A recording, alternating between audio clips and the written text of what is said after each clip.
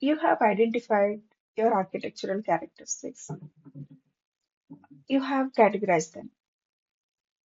Right? Now, you have selected most important architectural characteristics that my system should support. But here is the question that we need to understand. How do you actually know your system is scalable? How do you prove that it is reliable? How do you know security is being maintained after every single code change? Basically, how do we ensure that all our architectural characteristics are implemented and the system is behaving as expected, right? Defining architectural characteristics is only half of the job. Measuring and governing the architectural characteristics is the other half of the job. This is exactly what we are going to discuss in this session.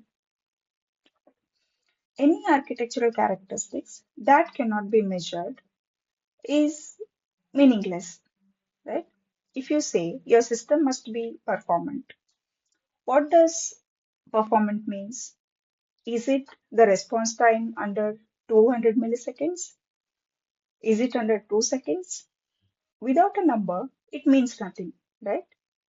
So the first job is making characteristics measurable, concrete numbers, concrete thresholds, right? So how do we basically measure the architectural characteristics? There are three types of measures help you do that. First one is operational.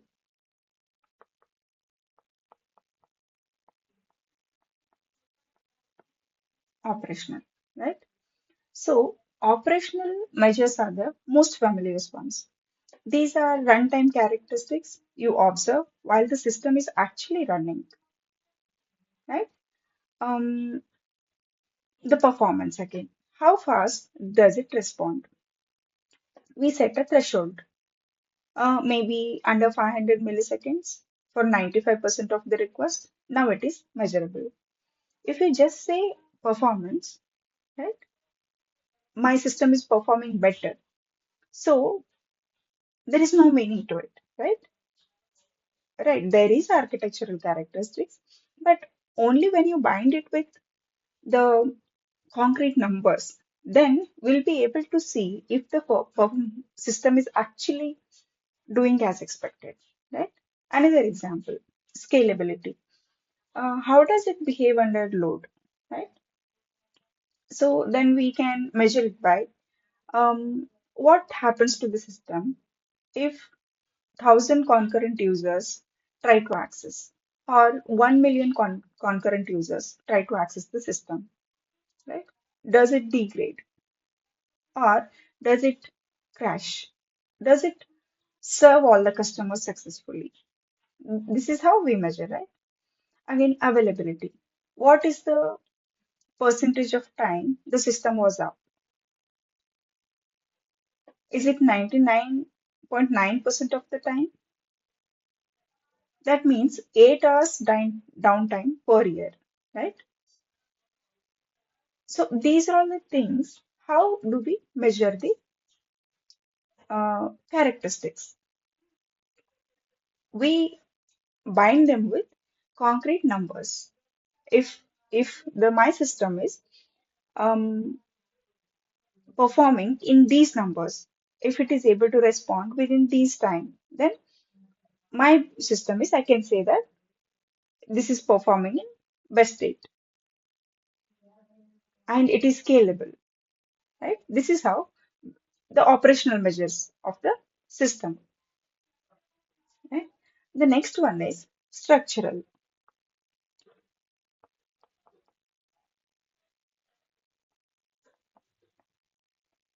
Structural measures.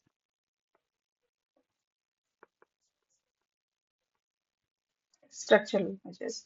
So, structural measures measure the internal quality of the code, how the code is organized. It is not the runtime measurable unit, but it is kind of static, right? While you are developing the code, how you are organizing the maybe the class files, the folders, or the modules. How are we organizing the code structure, right? Now, how do we measure this?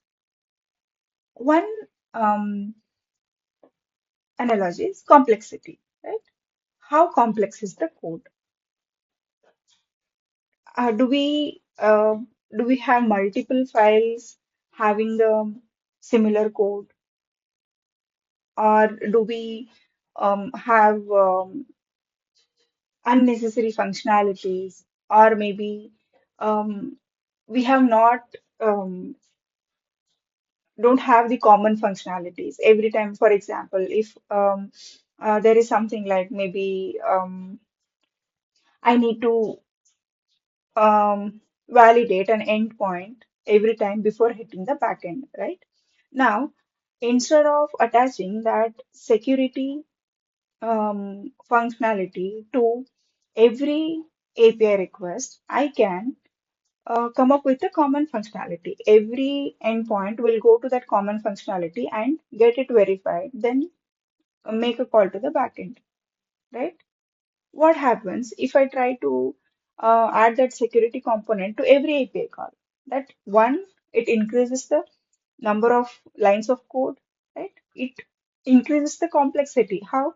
If there is any change to that security functionality, you have to change it to all the places, right? That makes the code complex, more error prone, right? This is how we measure the complexity of the um, software system, right? And the next aspect is coupling between components. How tightly are the modules connected, right? We have already covered modularity in our one of the previous sessions. Please go check, right? High coupling means there is high chances of all the other components getting affected. If there is one change, there are multiple functions dependent on that, those who are also getting changed, right? Again, this introduces delay in development. One change needs to be validated everywhere, needs to be changed everywhere, right? These are the structural measures of the architectural characteristics, right? How my system is organized, how my models, the code is organized, what is the coupling between my components, right? These are not visible at runtime, but we measure them with static analysis tools that examine your code automatically. These are structural measures. Now, the next one is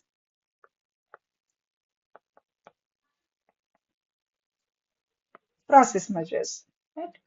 Process measures connect our architecture to our delivery pipeline. Now, we have everything ready. We have architecture, architectural characteristics, we have done the development, implementation of that, code is ready. Now we need to deploy, right? We need to deliver that code to be available for public, right? Now, for that, we use typically in our enterprise scenarios, we use deployment pipeline, right? Now, during the deployment, how do we measure the architectural characteristics, right? So the process measure aspect measures the how easily we can deploy, right? Or what are the challenges that we can face during the deployment, right? Example, testability. What percentage of the code has automated test coverage, right? Low coverage means there are more chances of we can expect error during runtime. Did we thoroughly test the complete code, right? Did we only test some of the functionalities? So this is testability. This is how we ensure that there are less number of failures during the production, right? Through testability. Deployability. How reliably one can deploy. This is measured by deployment success rate and duration. If the deployment fails 30% of the time, that means deployability characteristic is poor, regardless of what your architecture document says, right? For some of the reasons, the deployment is failing, right? But we are saying that the architecture supports deployability. Then there is a mismatch, right?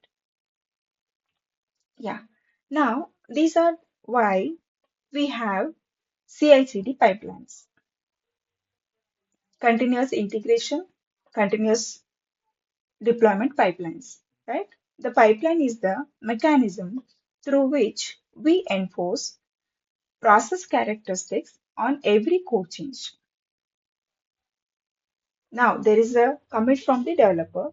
There is a testability aspect that is executing every time and making sure that there are no errors, there are no untouched code, right? Whether this is expecting producing output as expected, right? Yeah. Um, these are three aspects of how we measure architectural characteristics, right? Now, there is one more concept in measuring and governance of architectural characteristics, that is fitness of a as architecture, right? Fitness of a software architecture. Um, think think of it like this: a unit test verifies uh, our code works correctly, right? Fitness functions verify our architecture is still meeting its defined characteristics. It is a unit test of our software architecture, right? And it does it automatically on every change without manual review, right? Now, the whole idea here is after we make any change, is it still behaving as expected? We ensure this automatically, right? Um, okay, one of the example is what we can do. You define a rule in your deployment pipeline that no circular dependencies between components, right? You wire a static analysis tool into your pipeline. Every code commit automatically checks for a circular dependency. If there is any circular dependency found, the build fails. Okay? Modularity characteristic governed by automatically, not by manually or not by just like hoping that it should work, right? Now, every time there is a change, the static analysis tool verifies if there is a dependency, then it automatically flags that. That is how, this is one example how we measure the fitness. Is it happening automatically without we actually going and manually checking, right?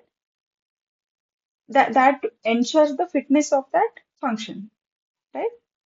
Now, one more example is performance fitness, right? API endpoints must respond under 500 milliseconds. Right? Now, what we do, we set a automated load tests that run inside the pipeline. Any endpoint exceeding threshold fails the build. Now, what we have made, we have set ensuring the performance automatically. The build fail tells us that the API endpoint is taking more than 500 milliseconds, and this happens at every deployment. Or if there is any architectural change, we have made the implementation changes. If we are trying to deploy, then this is ensured forever for that system. right? One more example, security fitness function, right? We set a rule, no sensitive personal data in logs, right? What we can do, we can set automated scanning tools inside our pipeline, which will scan the logs and flag if there is any violation. Then it stops the deployment immediately. Don't get confused this with the performance measures because this is ensuring the overall fitness of the system always, whether it is a code change, whether the system is recovering from the failure, whether we have made some changes to the architecture, we have come up with new implementation. This is ensured forever for that system, irrespective of what cycle the application or a system is going through. This is how we govern and enforce that the system is always performing in given conditions. This is how we ensure that the architectural characteristics are being enforced every time. Right?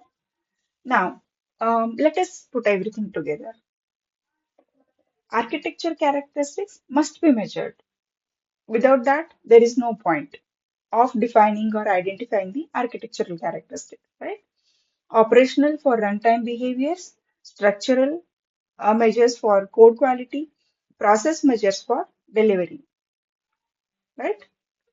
Now, governance is also important because every time it ensures that the function is enforced and the system is behaving as expected. We are automating the governance, right? Now, defining architectural characteristics is a halfway. Now, ensuring that they are implemented correctly and the system at any given point of time, at any given point of stage, is performing as expected, is measuring and governing the architectural characteristics. This session is part of software architecture series. There are more topics covered on software architecture. Please check the series. Thank you for your valuable time.